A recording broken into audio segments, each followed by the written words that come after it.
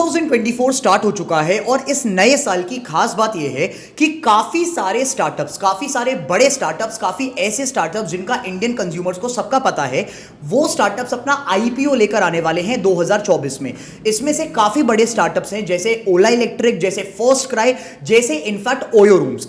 इन सबका IPO plan up हो रहा है 2024 में। लेकिन द पॉइंट इज कि क्या इन्वेस्टर्स को इन आईपीओज, इन स्टार्टअप के आईपीओज में, जो ये मॉडर्न टेक स्टार्टअप्स हैं, क्या इन स्टार्टअप्स में आईपीओ में इन्वेस्ट करना चाहिए या फिर all the startups IPOs are actually a big time scam?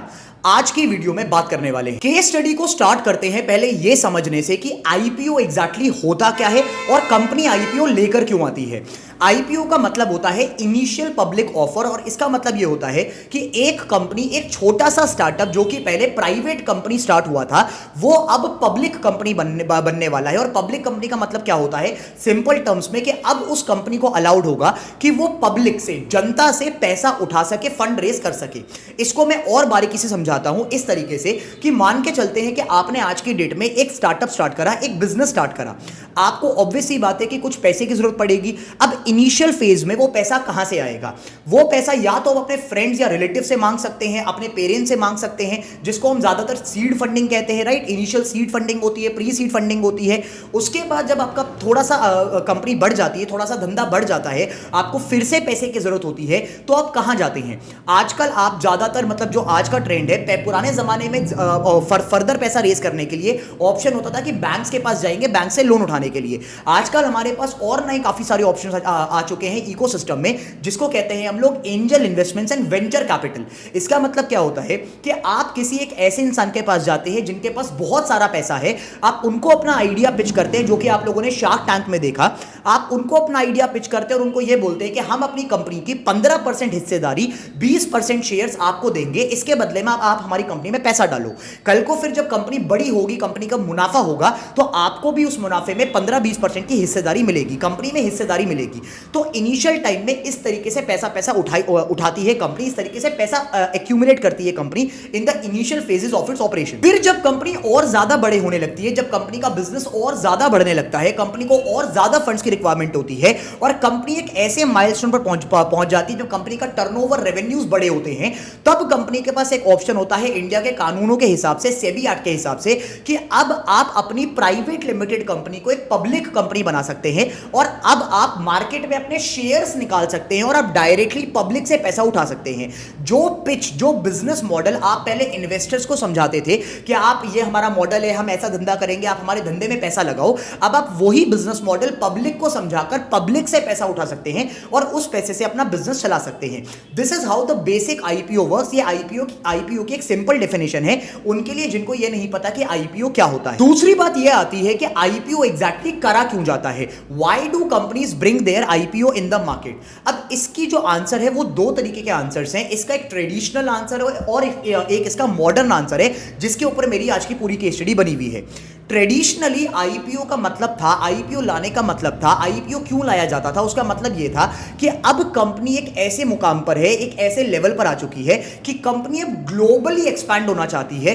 Company ने इंडिया में अपनी अच्छी पकड़ बना ली है, अच्छे कंज्यूमर्स बना लिए हैं, अच्छा कस्टमर बेस बना लिया है और अब कंपनी चाहती है कि वो दुनिया भर में जाए, अमेरिका में जाए, यूरोप में जाए, यूएस, मतलब अलग अलग मार्केट्स में जाए और बड़े लेवल पर और ज्यादा लोगों को टारगेट करे। अब ऑब्वियस सी बात है, बाहर के मार्केट में जाने के लिए, ग्लोबल एक्सपेंशन के लिए बहुत ज्यादा पैसा लगेगा।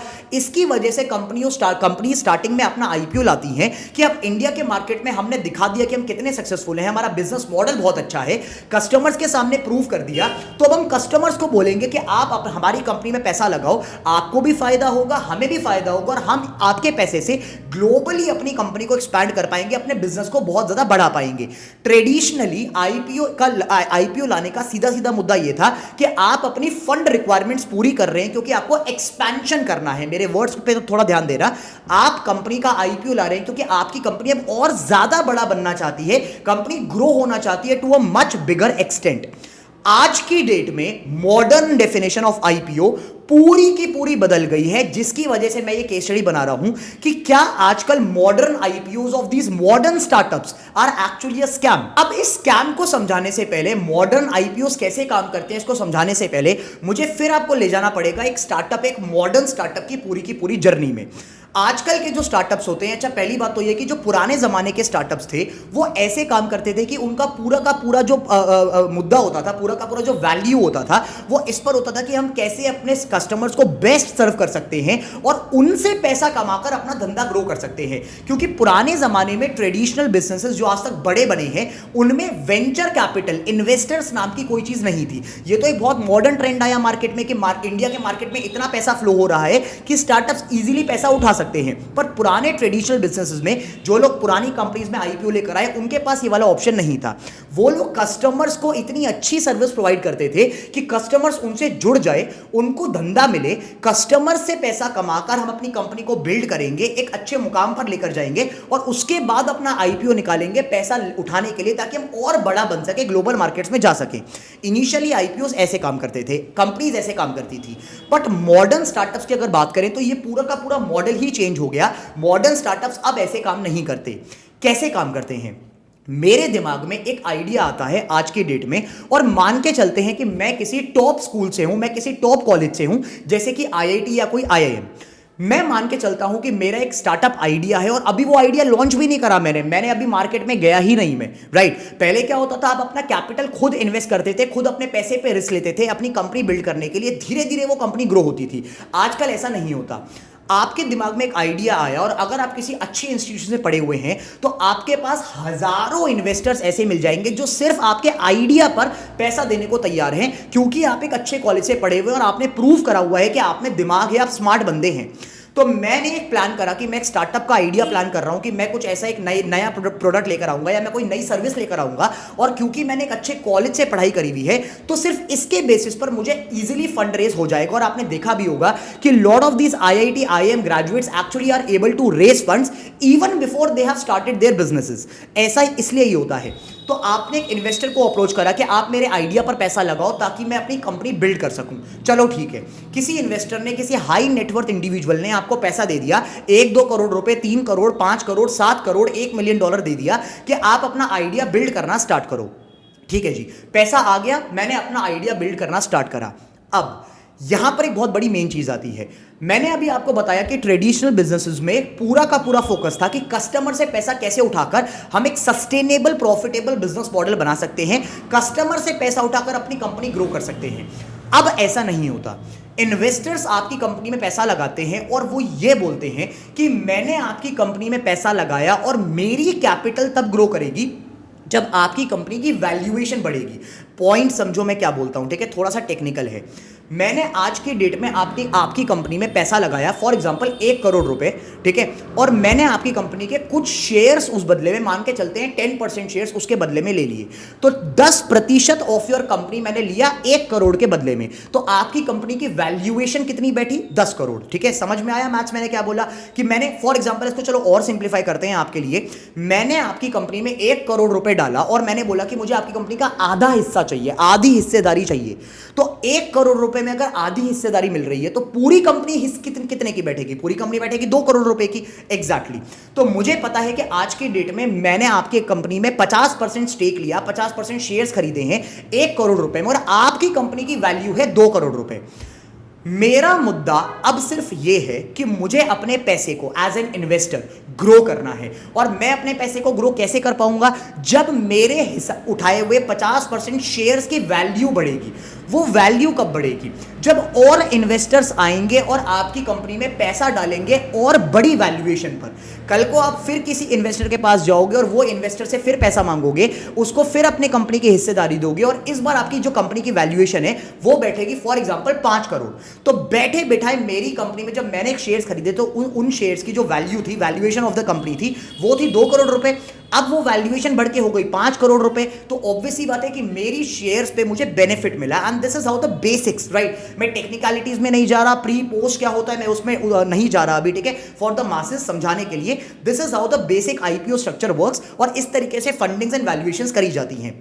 द पॉइंट इज कि मैंने अब आपकी कंपनी में 50% हिस्सेदारी के लिए 1 करोड़ रुपए डाल दिए हैं और अब मेरा मुद्दा है कि आप जल्दी जल्दी पैसा उठाओ और अपनी कंपनी की वैल्यूएशन जल्दी जल्दी बढ़ाओ, ताकि मेरी कंपनी का, मेरे जो शेयर्स हैं, जो मेरी शेयर्स की कीमत है, वो बहुत जल्दी जल्दी बढ़े। चलो ये भी हो गया, आपने मुझे अपनी कंपनी की कुछ हिस्सेदारी दी, आपने मुझे अपनी कंपनी के कुछ शेयर्स दिए एक सेट प्राइस पर, और अब आपने बहुत जल्दी जल्दी अपने राउंड्स उठाए, बड़ी बड़ी फंडिंग उठाई, और अब आप अपनी कंपनी की वैल्यूएशन लेकर जा चुके हो। जब मैंने पैसा लगाया था तो कंपनी की वैल्यूएशन 2 करोड़ रुपए थी, और अब अपनी कंपनी की वैल्यूएशन लेके जा चुके हो फॉर एग्जांपल 100 करोड़ रुपए। ठीक है जी, का मतलब मेरे शेयर्स का प्राइस तो बहुत ज्यादा बढ़ गया। अब मैं क्या चाहता हूं एज एन इन्वेस्टर, मैं चाहता हूं कि मैं अब 100 करोड़ रुपए वाली कंपनी के शेयर्स के लेके बैठा हुआ हूं और अब मुझे ये वाले शेयर्स बेचने हैं, राइट।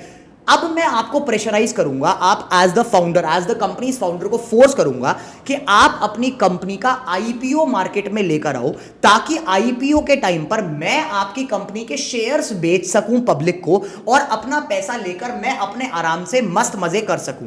का मतलब मुझे इस बात से फर्क नहीं पड़ रहा कि आपकी कंपनी किस स्टेट में है, पैसा कमा रही है, लॉस कर रही है, प्रॉफिट्स में है, नुकसान में है, कंपनी का कितना रेवेन्यू है, कितना टर्नओवर है, कस्टमर सेटिस्फाइड है नहीं है, कस्टमर खुश है नहीं है, कंपनी में कितने स्कैम्स हो रहे हैं, मुझे किसी चीज से फर्क नहीं पड़ रहा। एज एन इन्वेस्टर मैंने कंपनी में पैसा डाला था, मुझे उस पैसे पर रिटर्न चाहिए। मुझे रिटर्न तब मिलेगा जब आप अपनी कंपनी का आईपीओ निकालेंगे और मुझे एक चांस मिलेगा कि मैं अपने शेयर्स बेच सकूं। तो मैं एज एन इन्वेस्टर पूरा फोर्स करूंगा आपको कि अपनी कंपनी की बड़ी से बड़ी वैल्यूएशन लगाओ, जल्दी से जल्दी उसका आईपीओ निकालो और मुझे मेरा एग्जिट दे दो। आप में से बहुत सारे लोग मेरी बिजनेस केस स्टडीज पर ये कमेंट करते हैं कि सर एक बात बताओ कि जब ये कंपनीज इतना ज्यादा पैसा बर्न कर रही हैं, महीने के महीने इनके इतने खर्चे हैं, अनलिमिटेड लॉसेस हैं, इनको इन्वेस्टर्स पैसा दे क्यों रहे हैं? ये रहा आपका आंसर, इन्वेस्टर्स इसलिए पैसा दे रहे हैं बिकॉज इन्वेस्टर्स को इस चीज से मतलब नहीं है कि कस्टमर्स या मार्केट सेंटीमेंट्स क्या है। उनको मतलब है कि मेरी capital at the end of the day grow करे, और मेरी कैपिटल ग्रो तब करेगी जब कंपनी की वैल्यूएशंस बढ़ेंगे और कंपनी का आईपीओ निकलेगा। आपने देखा होगा कि काफी सारी कंपनीज आजकल प्रॉफिटेबिलिटी पर फोकस नहीं करती, उनको इससे मतलब नहीं है कि कंपनी पैसा बना रही है, उनको इससे मतलब है कि कंपनी जल्दी से जल्दी ग्रो करे। हम बड़े बड़े टीवी पर एड्स चलाएंगे, आईपीएल स्पॉन्सर करेंगे, क्रिकेट को टीम को स्पॉन्सर करेंगे, बहुत करोड़ों यूजर्स अपने पास लेकर आएंगे, चाहे हमें कितने ही हजार करोड़ रुपए बर्न करने पड़े। उससे क्या होगा, कंपनी बड़े तगड़े लेवल पर ग्रो करेगी, कंपनी के रेवेन्यूज बहुत बड़े लेवल पर फटेंगे। प्रॉफिटेबल है या नहीं है उससे फर्क नहीं पड़ रहा, क्योंकि इन्वेस्टर्स तो पैसा लगाने के लिए बैठे हुए हैं। इन्वेस्टर्स ये देख रहे हैं कि कंपनी तगड़ी तरीके से ग्रो कर रही है और इसका जल्दी जल्दी आईपीओ आएगा और ये वैल्यूएशंस बढ़ा कर देगा, तो हम अभी से इस कंपनी में पैसा डाल देते हैं क्योंकि हमें अपने शेयर्स की अच्छी कीमत मिलेगी आईपीओ के टाइम। तो ये सारा कुछ बेसिकली होता है, और अब एक टाइम आता है जब एक स्टार्टअप अपना आईपीओ लेकर आता है, और वो एक ऐसा स्टार्टअप है कि जिसके पास बहुत तगड़े तगड़े लॉसेज हैं, रेवेन्यूज अच्छे हैं, लेकिन कंपनी प्रॉफिटेबल नहीं है, कंपनी नुकसान कर रही है, कंपनी के खर्चे बहुत ज्यादा बढ़े हुए हैं, प्रॉफिटेबिलिटी से बहुत ज्यादा दूर है। स्टिल कंपनी आईपीओ लेने का प्लान करती है, लाने का प्लान करती है, क्योंकि उसकी पूरी बोर्ड, उसके पूरे इन्वेस्टर्स उसको फोर्स कर रहे हैं कि अपना आईपीओ निकालो और हमें एक प्रॉफिटेबल एग्जिट दो, हमें आपकी कंपनी के शेयर्स बेचने हैं, पैसा कमाना है और हमें जाना है, तो अपना आईपीओ मार्केट में जल्दी से जल्दी निकालो। एंड दैट इज व्हाई बहुत सारे स्टार्टअप्स इस होड़ में, इस प्रेशर में अपना आईपीओ लेकर आते हैं, इर्रेस्पेक्टिव ऑफ द फैक्ट कि वो प्रॉफिटेबल हैं या फिर वो लॉस मेकिंग है। मैंने अभी आपको केस स्टडी के स्टार्टिंग में बताया कि आईपीओस काफी सारे प्लान्ड अप हैं 2024 में, काफी बड़े स्टार्टअप्स के, and you guys will be shocked to know 99% of the startups जो कि आईपीओ लेकर आने वाले हैं, सारे के सारे स्टार्टअप्स लॉस मेकिंग हैं, जो मैंने अभी आपको एग्जैक्ट एड्रेस करा।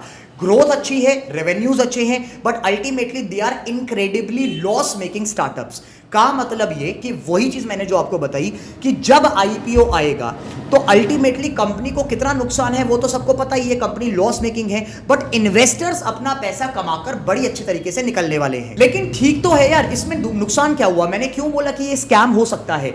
सर बात समझो, एक कंपनी जो कि एक लॉस मेकिंग कंपनी है, अच्छी ग्रोथ कर रही है, अच्छा रेवेन्यू कर रही है, लेकिन at the end of the day cash flow positive नहीं है। सबसे बड़ा इंडिकेटर होता है एक स्टार्टअप का केपीआई, सबसे बड़ी केपीआई होती है कैश फ्लो पॉजिटिव, कि आप एक अच्छा फ्री फ्लो ऑफ कैश कमा रहे रहे हो, कोई सा भी स्टार्टअप जिसका आईपीओ आने वाला है, ज्यादातर स्टार्टअप्स लॉस मेकिंग है और किसी के पास कैश फ्लो पॉजिटिव पोजीशन इस टाइम पर नहीं है। अब इसकी वजह से होता क्या है, आईपीओ के दिन, आईपीओ के टाइम पर इन्वेस्टर्स पैसा कमा के निकल जाते हैं क्योंकि मैंने कम वैल्यूएशन पर आपके शेयर्स खरीदे थे, अच्छी वैल्यूएशन पर मुझे अपने शेयर्स बेचने का मौका मिला और मुझे एग्जिट मिल गई।